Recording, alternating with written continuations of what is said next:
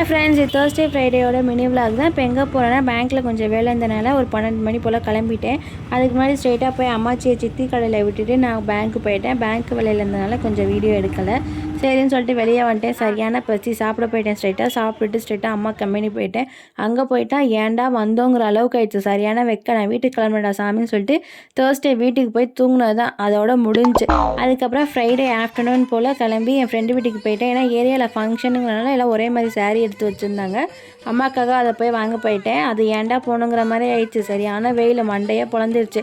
சரின்னு சொல்லிட்டு வேகமாக சாரியை வாங்கிட்டு வேகமாக வீட்டுக்கு ஓடி வந்துட்டேன். வந்த உடனே ஃபேஸ் மாஸ்க் எடுத்து போட்டு கொஞ்சம் சில் பண்ணிகிட்டு இருந்தேன்.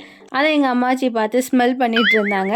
சரின்னு சொல்லிட்டு கொஞ்சம் படுத்து தூங்கிட்டேன். அதுக்கப்புறம் 7 o'clock போல் அம்மா கால் பண்ணி மளிகை கடைக்கு கூப்பிட்டாங்க. சரின்னு சொல்லிட்டு கிளம்பியாச்சு.